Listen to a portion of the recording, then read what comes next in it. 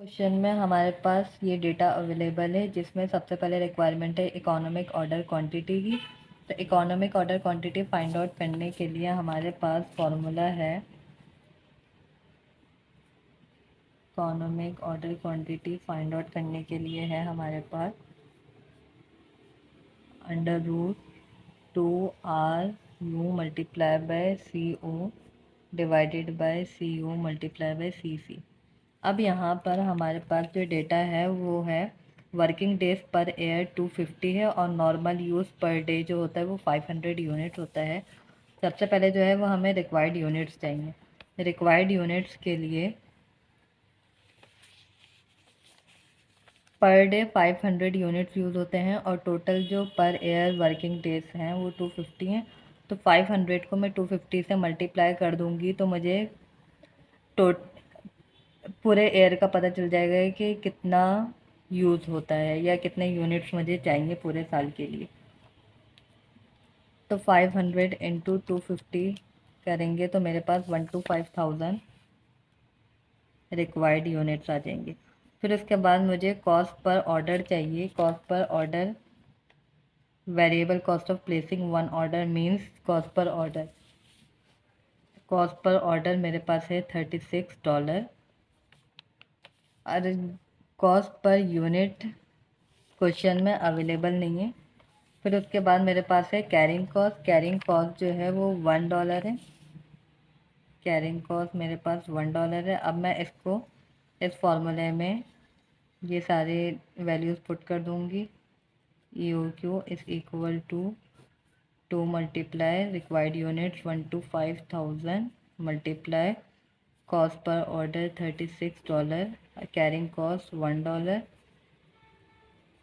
इसको जब मैं कैलकुलेटर में इसकी वैल्यूज़ निकालूंगी तो मेरे पास आएगा 3000 यूनिट्स। इसका मतलब आप एट अ टाइम पूरे ईयर में एक बार 3000 यूनिट परचेज़ कर सकते हैं सिर्फ एट अ टाइम। मतलब इसके बाद भी आप परचेज़ कर सकते हैं लेकिन पहली सिर्फ जो आपका जो पहली दफ़ा जो होगा उसमें आप 3000 यूनिट्स परचेज़ कर सकते हैं। फिर उसके बाद मेरे पास है safety stock maximum.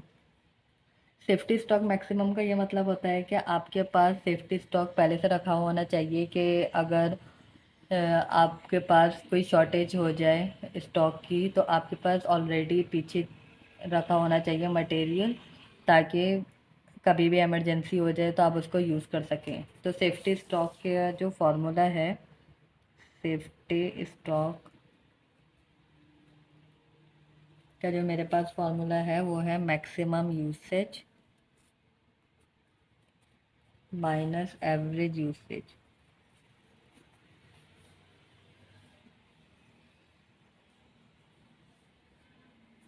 Multiply by lead time.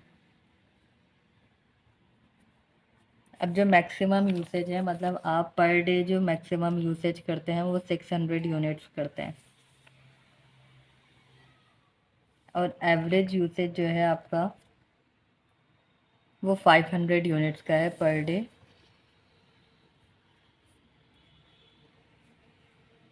और लीड टाइम जो आपके पास है वो 5 डेज़ का है।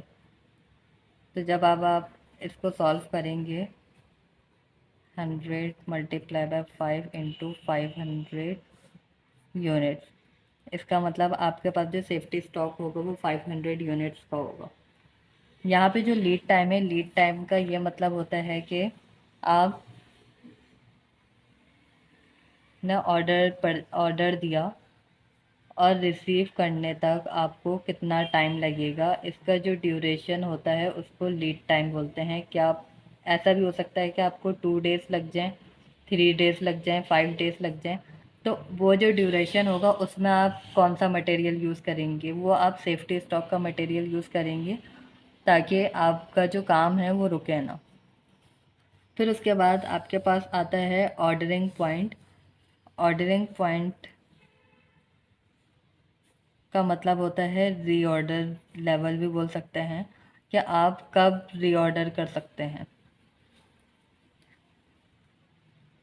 आपके पास कितने यूनिट्स होने चाहिए कि जब आप ऑर्डर को प्लेस करें। रीऑर्डर पॉइंट का जो फॉर्मूला है लीड टाइम मतलब कि जितना आपको आपका ऑर्डर रिसीव होने में टाइम लगेगा, जितना फॉर इंस्टेंस के 5 डेज़ लग रहे हैं। और जो नॉर्मल यूसेज है, आप पर डे जितना यूज़ करते हैं, और आपके पास जो सेफ्टी स्टॉक है। लीड टाइम को नॉर्मल यूसेज से इसीलिए मल्टीप्लाई कर रहे हैं कि अगर 5 डेज़ लग रहे हैं उस चीज़ को आने में, मटेरियल को आने में, और आपके पास एक दिन में आप 500 यूनिट यूज़ करते हैं, जैसे कि हमारे पास यहाँ पे क्वेश्चन में दिया हुआ है कि नॉर्मल यूसेज जो है आपका 500 का है और लीड टाइम आपका 5 डेज़ का है, और सेफ्टी स्टॉक आपके पास जो मैंने यहाँ पे 500 किया है प्लस 500। लीड टाइम को नॉर्मल यूसेज से इसीलिए मल्टीप्लाई कर रहे हैं कि आपके पास जितना ड्यूरेशन, जितना टाइम लगेगा उसको आपकी कंपनी में आने में या आपकी फैक्ट्री में आने में उस ऑर्डर को, और आपके नॉर्मल यूसेज जो आप करते हैं, अगर आपके पास उतना हो, आपके पास स्टॉक हो और प्लस आपके पास सेफ्टी स्टॉक भी हो, तो आपको पता चल जाएगा कि अगर आपके पास इतने यूनिट्स हुए तो आपको ऑर्डर करने का आपका इसका मतलब टाइम आ चुका है। तो अगर मैं इसको सॉल्व करूँ तो मेरे पास आएगा 3000 यूनिट्स। इसका मतलब इन 3000 यूनिट्स का मतलब ये है कि अगर आपके पास 3000 यूनिट्स बचे हुए हैं, अब इसका मतलब ऑर्डरिंग पॉइंट का टाइम आ गया है कि आप ऑर्डर करें, क्योंकि उसको आने में भी बहुत टाइम लगेगा। फिर उसके बाद है average inventory assuming normal lead time and usage. अब एवरेज इन्वेंट्री फाइंड आउट करनी है।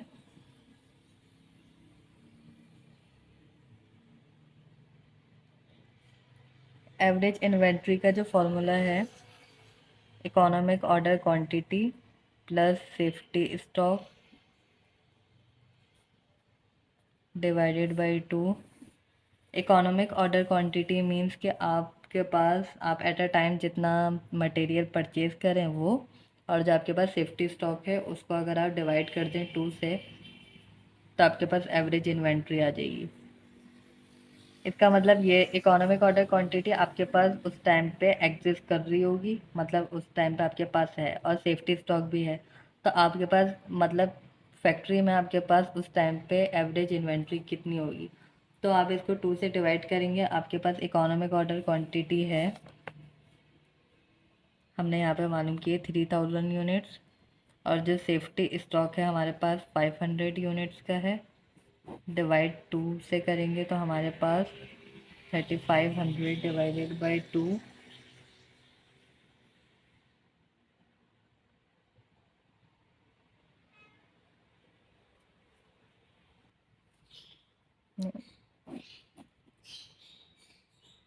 ये सेफ्टी स्टॉक इससे सिर्फ डिवाइड होगा। तो अगर मैं ई ओ क्यू मेरे पास 3000 divided by 2 plus safety stock 500 units का है, तो मेरे पास आंसर आएगा 2000 यूनिट्स। इसका मतलब मेरी जो एवरेज इन्वेंट्री है वो 2000 यूनिट्स की है। अब मेरे पास इसका सेकंड पार्ट है, जहाँ पे मुझे वर्किंग डेज पर एयर 250 दिया हुआ है। यहाँ पे यहाँ पे भी मेरे पास 250 डेज दिया हुआ था, लेकिन यहाँ पे एनुअल यूसेज दी हुई है, यहाँ पे एनुअल यूसेज नहीं दी हुई थी, इसीलिए मैंने 500 को 250 से मल्टीप्लाई किया था। अब यहाँ पे मेरी रिक्वायरमेंट है E O Q, safety stock और ऑर्डरिंग पॉइंट मुझे फाइंड आउट करना है। तो E O Q find out करने के लिए मेरे पास फॉर्मूला है 2 multiply by R U multiply by C U multiply by C.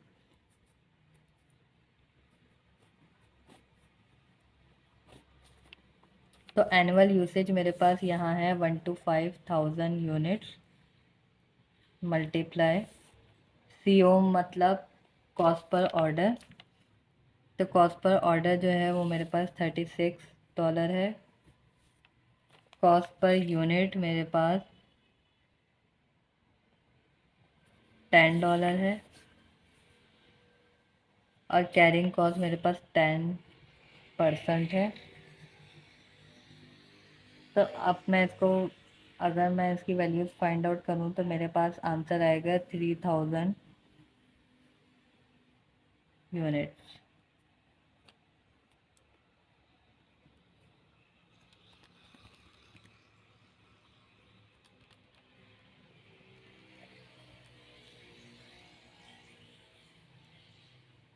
3000 units. Next मुझे फाइंड आउट करना है safety stock.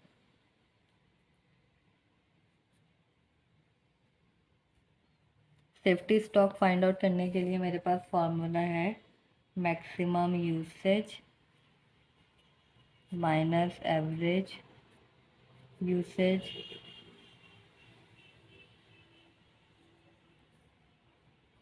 Multiply lead time.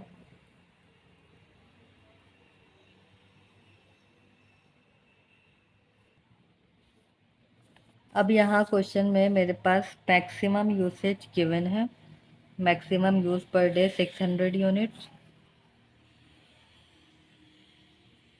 लेकिन एवरेज यूसेज मुझे यहाँ पे गिवन नहीं है।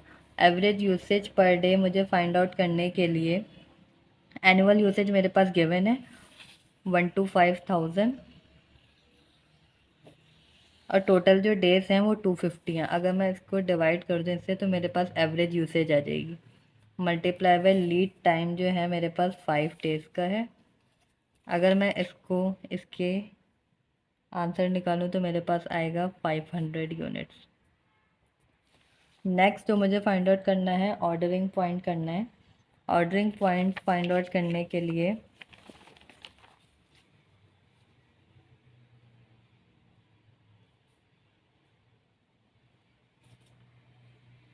फॉर्मूला है lead time multiply normal usage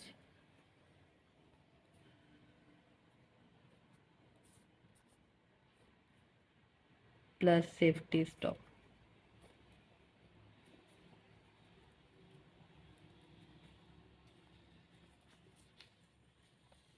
अब मेरे पास यहाँ लीड टाइम जो है वो 5 डेज़ का है, मल्टीप्लाई जो एवरेज यूसेज है वही नॉर्मल यूसेज है मेरे 1 to 5000 डिवाइडेड बाई 250 500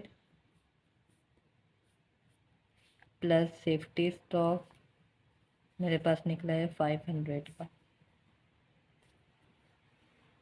अगर मैं इनकी वैल्यूज़ फाइंड आउट करूँ 5 into 5 2500 प्लस 500 3000 यूनिट्स।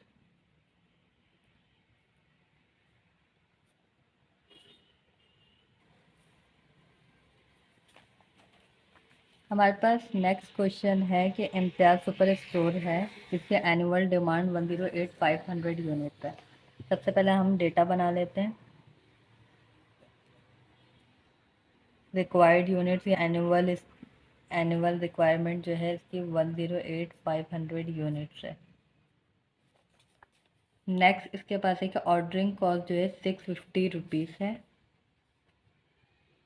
या कॉस्ट पर ऑर्डर 650 रुपीज़।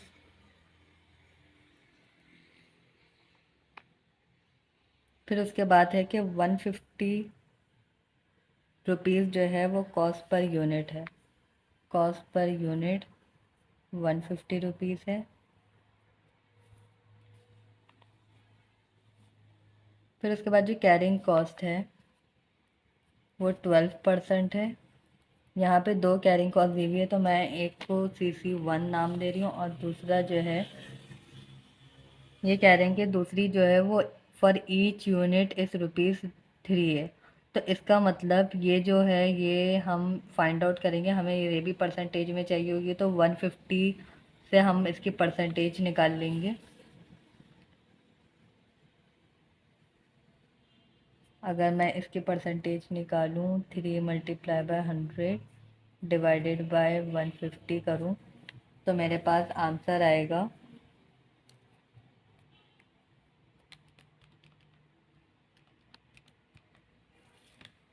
2। 2% इसका आंसर आएगा। इसका मतलब जो टोटल कैरिंग कॉस्ट है मेरे पास 12 प्लस 2% करूँ तो 14% मेरे पास कैरिंग कॉस्ट है। अब मैंने कॉस्ट पर यूनिट पे इसीलिए इसकी परसेंटेज निकाली क्योंकि यहाँ पे लिखा हुआ है कि फॉर ईच यूनिट इज़ ₹3। तो इसका मतलब जो हर उस हर यूनिट पे जो कॉस्ट पर यूनिट की जो परसेंटेज है हम इसी पे निकालेंगे। फिर उसके बाद हमें सबसे पहले फाइंड आउट करना है EOQ।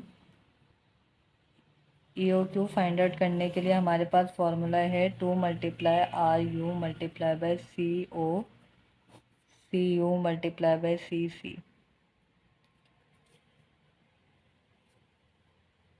अब इस हम इसको फॉर्मूले में पुट करेंगे 2 मल्टीप्लाई बाय 108,500 कॉस्ट पर order 650 CU is 150 multiply carrying cost हमारे पास जो टोटल है वो 14% बन रही है। अब हमारे पास जो इसका आंसर है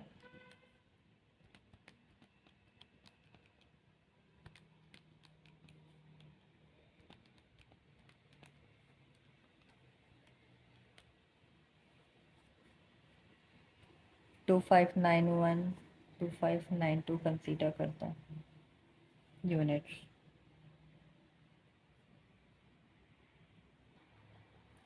अब हमारे पास जो नेक्स्ट रिक्वायरमेंट है वो सेफ्टी स्टॉक की है। सेफ्टी स्टॉक को फाइंड आउट करने के लिए हमारे पास फॉर्मूला है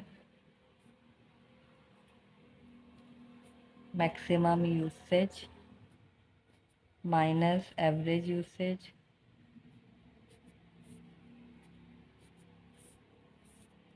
मल्टीप्लाई लीड टाइम।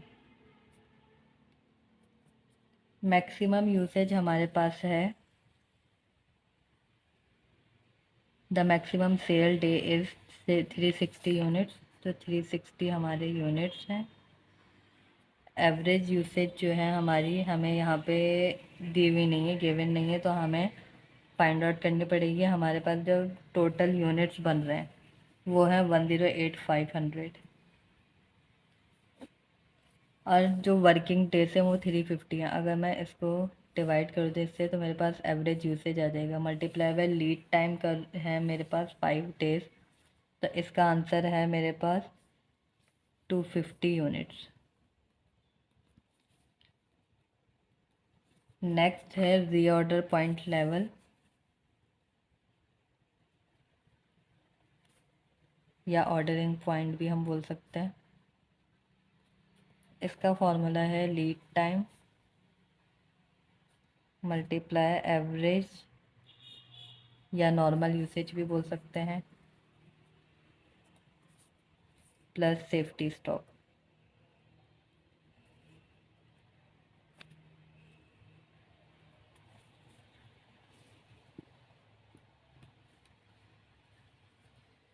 हमारे पास जो लीड टाइम है 5, एवरेज यूसेज 108,500 को डिवाइड कर दूँ 350 से तो हमारे पास 310 आंसर होगा। प्लस सेफ्टी स्टॉक है 250 यूनिट्स, 5 इंटू 310, तो 1800 अगर मेरे पास यूनिट्स हुए तो उस टाइम पे मैं रीऑर्डर पॉइंट होगा मेरा जहाँ पे मैं ऑर्डर मुझे हर हालत में करना होगा। नेक्स्ट रिक्वायरमेंट है कि टोटल एनुअल इन्वेंट्री कॉस्ट मालूम करनी है, मतलब टोटल ऑर्डरिंग कॉस्ट और टोटल एनुअल कैरिंग कॉस्ट अगर मेरे पास हो तो मैं इन दोनों को ऐड कर दूँ तो मेरे पास टोटल एनुअल इन्वेंट्री कॉस्ट आ जाएगी। सबसे पहले मुझे total annual ordering cost find out करनी है।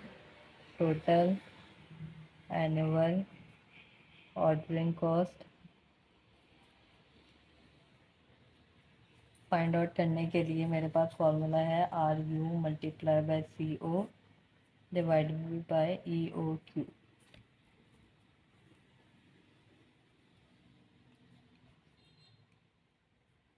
रिक्वायर्ड यूनिट्स 108,500 है, कॉस्ट पर ऑर्डर 650 रुपीज़ है और इकोनॉमिक ऑर्डर क्वांटिटी मेरे पास 2592 है।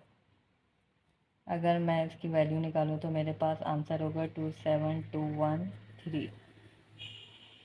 ये मेरी कॉस्ट है। रुपीज़ में। और अगर टोटल कैरिंग कॉस्ट हो मेरी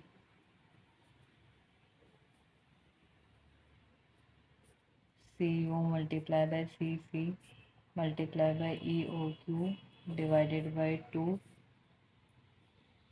carrying cost 150, 14% multiply 2592 divided by 2 करूँगी तो मेरे पास आंसर होगा 27212।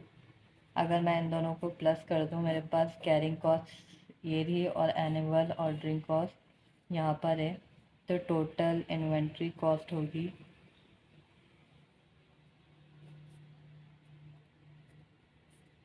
27213 प्लस 27212